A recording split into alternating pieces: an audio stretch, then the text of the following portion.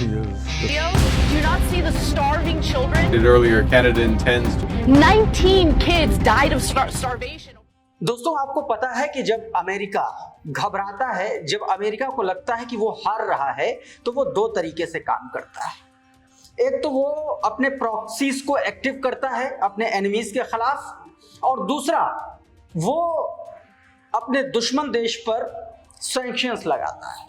और इन दोनों ही तरीकों से जब कोई देश ना टूटे तो पहली बात तो उसे ईरान कहते हैं, और दूसरी बात ये फिर अमेरिका एक नया रास्ता निकालता है उस पर डायरेक्ट अटैक करने का। 12 दिनों के ईरान और इजराइल वॉर के बीच अमेरिका की दखलंदाजी इस बात का पक्का सबूत और पुख्ता उदाहरण पेश करता है। आज के इस वीडियो में मैं इसी के इर्द गिर्द बात करने वाला हूं, क्योंकि एक बहुत बड़ी खबर सामने आई है। खबर रशिया से है ईरान के लिए, अमेरिका के बारे में, इजराइल के बारे में। और खबर क्या, ये इंटेल माना जाना चाहिए। ईरान टाइम्स ने एक खबर प्रकाशित की जिसमें यह बताया कि जल्दी ही अमेरिका और इजराइल मिल करके ईरान पर फिर से अटैक कर सकते हैं। ये बात कही गई। जरा ये खबर देखिए, ईरान टाइम्स की खबर है, उसके हवाले से ये खबर है। बताया गया कि रशिया ने ईरान को वार्न किया है that Iran should be ready for possible attack from US and Israel. सीधे तौर पर बताया गया कि ईरान को तैयार रहना चाहिए, रेडी रहना चाहिए for the possible attack of from Israel and US और इजराइल की तरफ से संभावित आक्रमण, संभावित अटैक के लिए तैयार रहना चाहिए। यह सीधे तौर पर ताकीद कराया। क्यों? क्योंकि यह बात तय है कि अमेरिका और इजराइल कुछ तो ईरान के खिलाफ बड़ा कर रहे हैं, और ईरान भी इस बार चुप बैठा नहीं है। आगे बात मैं इसके बारे में करूंगा, लेकिन इस बीच एक और ये खबर देखिए, ये और एक बात पुख्ता कर रही है। पहले तो रशिया ने एक तरीके से इंटेल प्रोवाइड किया, एक तरीके से आगाह किया ईरान को कि ईरान तैयार रहे, क्योंकि अमेरिका और इजराइल ईरान पर हमले की तैयारी कर रहे हैं और कभी भी यह हमला हो सकता है, ये बताया। अब ये दूसरी खबर आप देखिए, इसमें सीधे तौर पर देखिए क्या बताया गया कि Russia has moved heavy military and strategic equipment to Iran using IL-76 cargo aircraft. दोस्तों, ये रशिया का IL-76 कार्गो एयरक्राफ्ट है। इसके जरिए बताया गया कि ईरान ने heavy military and strategic equipment, सैन्य इक्विपमेंट्स जो हैं वो ईरान को भेजे हैं रशिया ने। यह भी ईरान टाइम्स के हवाले से खबर। यानी कि एक तरफ रशिया ईरान को पहले आगाह करता है इजराइल और अमेरिका से कि किस तरीके से वो आक्रमण की तैयारी कर रहे हैं, फिर उसके बाद तुरंत बाद यह खबर आ जाती है कि रशिया ने ईरान को मिलिट्री इक्विपमेंट भेजे हैं, हथियार भेजे हैं। तो इसका सीधा सीधा मतलब यह माना जाना चाहिए कि इस बार ईरान भी तैयार बैठा है और उसका पूरा सपोर्ट करने के लिए रशिया मैदान में उतर चुका है।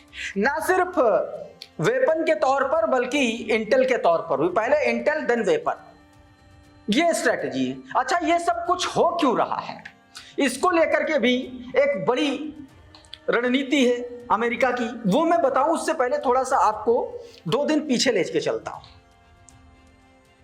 2 दिन पहले ईरान के supreme leader Ayatollah Ali Khamenei, Iran के foreign minister Abbas Araghchi, Iran के military chief Abdul Rahim Mousavi, इन तीनों का एक एक करके बयान आया। अब्बास अरागची का बयान तो यहां तक आया कि उन्होंने यह तक कह दिया कि इस बार अगर अमेरिका ने कुछ भी हरकत की तो उसको छिपने की जगह नहीं मिलेगी। अयातुल्ला अली खामेनेई ने भी कहा कि ईरान की संप्रभुता, ईरान का जो इस्लामिक राष्ट्र, इस्लामिक रिपब्लिक ऑफ ईरान है, जो उसकी रूट्स हैं, उसकी वजह से, मजबूती की वजह से अमेरिका को मुंह की खानी पड़ी। और अब्दुल रहीम मौसावी ने सीधे तौर पर, जो आर्मी चीफ हैं जिनके अंडर में सब कुछ है, वो भी सीधे तौर पर कहते हैं कि इस बार जवाब और करारा मिलेगा। यानी कि लगातार ईरान अमेरिका को धमका रहा है, कहीं ना कहीं इजराइल फेड आउट हो रहा है ईरान के नजरिए में। अब सीधे तौर पर ईरान मान के चल रहा है कि उसका असली दुश्मन जो है वो अमेरिका है। इजराइल तो अमेरिका के प्रॉक्सी के तौर पर काम कर रहा है। जितना कान उधेड़ता है अमेरिका इजराइल का, उतना ही जो है इजराइल करता है। जितनी चाबी अमेरिका भरता है इजराइल उतना ही चलता है, उसके बाद फिर शांत। और यही हुआ 12 दिन की अग्रेशन के दौरान। जैसे ही ट्रंप ने सीज फायर करा वैसे सारा कुछ मामला ठंडा हो गया। तो दोस्तों सवाल यही उठता है कि क्या अब एक बार फिर से एक बड़ा हमला ईरान पर अमेरिका और इजराइल करने जा रहे हैं, अगर रूस की इंटेल की माने और अगर इन डेवलपमेंट्स की माने। उधर एक बड़ा दोस्तों डेवलपमेंट सामने आया ईरान को लेकर के, क्योंकि ईरान की 115 कंपनियों पर, एक तरीके से उनकी एंटिटीज पर अमेरिका ने नए सिरे से नए सैंक्शंस लगा दिए। यानी कि आप देखिए, आप सारे डॉट्स क्लियर करिएगा। एक तरफ रशिया ईरान को ताकीद कराता है कि कभी भी हमला हो सकता है, दूसरी तरफ रशिया अपने कार्गो प्लेन से IL-76 से मिलिट्री वेपन भेजता है, और तीसरा उस पर पुख्ता एक तरीके से प्रमाण लगाता है अमेरिका का ये नया सैंक्शन ईरान पर, 115 नई एंटिटीज पर नया सैंक्शन। और आप अमेरिका की क्रोनोलॉजी समझेंगे तो आपको यह समझ में आएगा कि अमेरिका क्या करता है। पहले सैंक्शंस लगाता है, फिर उसके बाद अपने प्रॉक्सीज के जरिए, इजराइल के जरिए अटैक कराता है, और उसके बाद जब जरूरत पड़ती है तो खुद अटैक करता है, और तब भी जब कोई नहीं झुकता है तब पीछे हटके गुरिल्ला वॉर करवाता है और इस तरीके के फिर से सैंक्शंस लगाता है। यह अमेरिका की स्ट्रैटेजी है। इसको आप एक तरीके से इस ट्रेंड को आप फॉलो करेंगे किसी भी देश के परिप्रेक्ष्य में तो आपको यह समझ में आएगा। जिस इजराइल को अमेरिका अच्छा बचा रहा है वो अब बुरी तरीके से घिरता जा रहा है। यूएन से लेकर के जिनेवा तक में जबरदस्त तरीके से एक्सपोज हो रहा है इजराइल, नंगा हो रहा है लिटरली। नेतन्याहू जिस तरीके से जेनोसाइड कर रहा, बाकायदा आप तस्वीरों और वीडियोस के माध्यम से तमाम सारे दुनिया के राष्ट्राध्यक्ष, बड़े नेता, ताकतवर शक्तियां इजराइल को अब एक्सपोज करने के लग गई हैं। ये जो तस्वीर आप देख रहे हैं अपनी स्क्रीन पर, ये ईरान के संसद के हेड हैं कालीबाफ। इन्होंने जिनेवा में ये तस्वीर देखे जो दिखा रहे हैं। मैं चाहता हूं कि ये तस्वीर थोड़ा सा जूम करके स्क्रीन पर आए ताकि लोग देख सकें। ये तस्वीर गजा के उन बच्चों की है, उन नौनिहालों की है जो डोनाल्ड ट्रंप की और बेंजामिन नेतन्याहू की मिली भगत से स्टारवेशन पॉलिसी की वजह से मर रहे हैं, एयर स्ट्राइक की वजह से मर रहे हैं, दम तोड़ रहे हैं। कालीबाफ ने कहा, we must stop the Nazis of 21st century before it's too late. Geneva में जाकर के ईरानी संसद के प्रमुख का यह कह देना कि इजराइल नए जमाने का फांसीवाद है, फांसीवादी देश है, नए जमाने का जायनिस्ट कंट्री है, नए जमाने का एक तरीके से नाजीज है, और इनको बहुत जल्दी रोकना चाहिए इससे पहले कि देर हो जाए। तो ये तो जिनेवा में घेरने की कोशिश। उधर हिजबुल्लाह पर लगातार दबाव बना ही रहा है। हिजबुल्लाह को आर्म सरेंडर करने की, डिसआर्म करने की बात कही जा रही है। तमाम सारे लोग कह रहे हैं जो इजराइल के समर्थक हैं, जो अमेरिका के समर्थक हैं। हिजबुल्लाह चीफ नईम कासिम का इस पर एक बहुत तगड़ा और करारा जवाब आया उन देशों के लिए, इजराइल के लिए और अमेरिका के लिए भी। नईम कासिम ने सीधे तौर पर कहा कि जो लोग भी हिजबुल्लाह को आर्म सरेंडर करने के लिए कह रहे हैं, हथियार डालने के लिए कह रहे हैं, दरअसल वो ये कह रहे हैं कि हिजबुल्लाह अपने हथियार छोड़ करके इजराइल को सौंप दे। और उन्होंने कहा, और ये कभी नहीं हो सकता। वॉर इंटेल नाम का ट्विटर हैंडल, उसने बाकायदा उसके हवाले से बयान लिखा। उधर अमेरिका लगातार ट्रंप पर गजा को लेकर के दबाव बना रहा है। दोस्तों, आपने बीते दिन देखा होगा कि किस तरीके से अमेरिकी नौसेना का परमाणु पनडुब्बी का एक कमांडर, उसने ये कहते हुए अपनी पोस्ट से रिजाइन कर दिया कि वो गजा में हो रहे नरसंहार का सपोर्ट नहीं कर सकता, और इसीलिए उसने अपने पद से इस्तीफा दे दिया। ये अमेरिकी कमांडर की बात कर रहा हूं। तो इस तरीके से अमेरिका लगातार इजराइल का सपोर्ट कर रहा है, हत्याओं का सपोर्ट कर रहा है। यह तो अधिकारी की बात थी। अब अमेरिकी सीनेटर ही डोनाल्ड ट्रंप को घेरते हुए नजर आ रहे हैं। यह एलिजाबेथ वॉरेन का ट्वीट है, इसको जरा देखिए। इसमें वो ये कहने की कोशिश कर रही हैं, नेतन्याहू ने गजा में जो एक तरीके से डिजास्टर बनाया है, उसको डिजास्टर बना दिया।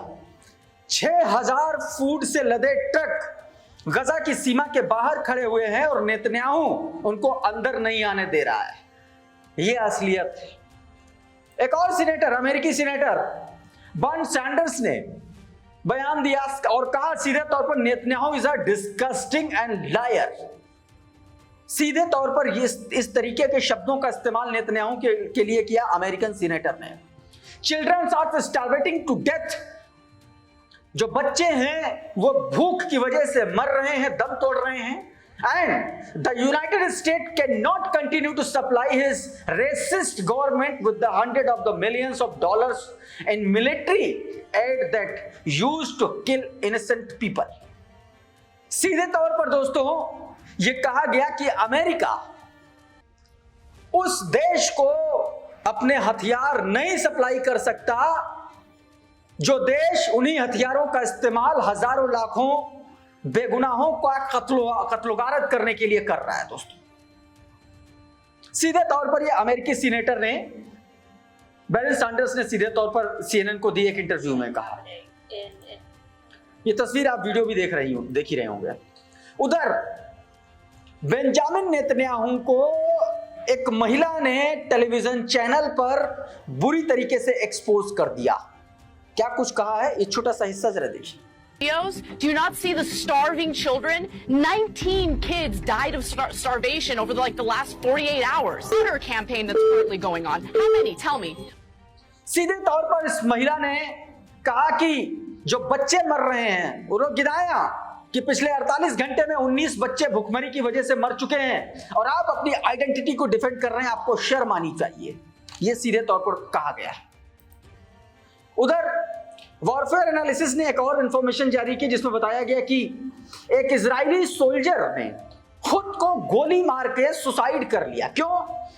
क्योंकि दोस्तों गजा की स्थिति देख करके, गजा में जिस तरीके से नरसंहार हो रहा है वो देख करके इजरायली जो सैनिक हैं वो अपना मानसिक संतुलन खो बैठे, वो अवसाद में चले गए हैं, डिप्रेशन में चले गए हैं और इस वजह से कुछ लोग आत्महत्या कर रहे हैं, कुछ लोग फांसी लगा करके आत्महत्या कर रहे हैं। और इसी के हवाले से देखिए एक और इजरायली ने हेब्रू मीडिया सोर्सेस के हवाले से यह खबर वॉरफेयर एनालिसिस ने जारी की। तो इस तरीके की खबरें दोस्तों सामने आ रही। उधर पैलेस्टीन को मान्यता देने की कतार में एक और देश का नाम जुड़ गया। मैंने आपको बीते वीडियो में बताया था कि यूरोपीय देश माल्टा, फ्रांस और इसके अलावा ब्राजील, ब्रिटेन, ये तमाम सारे देश पैलेस्टीन को अलग स्टेट का, अलग देश का दर्जा देने पर सहमत हो गए, वो देने जा रहे हैं। अब एक और देश का नाम इसमें जुड़ गया और नाम है कनाडा। दोस्तों गौर कीजिए, वही देश हैं जिन पर हाल फिलहाल में ट्रंप ने टैरिफ लगाया, या जो अमेरिका के एनिमी कंट्रीज हैं वो सारे के सारे देश फलस्तीन के साथ आकर के खड़े हो गए। और भारत ने तो पहले ही कह दिया कि फलस्तीन एक संप्रभु राष्ट्र है। यानी कि अब चौतरफा दुनिया भर में चाहे वो वर्ल्ड साउथ की बात हो, चाहे वो ब्रिक्स की बात कर लें और चाहे वो तमाम सारे यूरोपीय देशों की बात कर लें, हर तरफ अमेरिका और इजराइल बुरी तरीके से बेनकाब हो चुके हैं। दोस्तों इस वीडियो में फिलहाल इतना ही। बहुत बहुत शुक्रिया, बहुत बहुत धन्यवाद। आप जुड़े रहिए आपके अपने चैनल द कॉन्फ्लिक्ट लेंस के साथ। नमस्कार।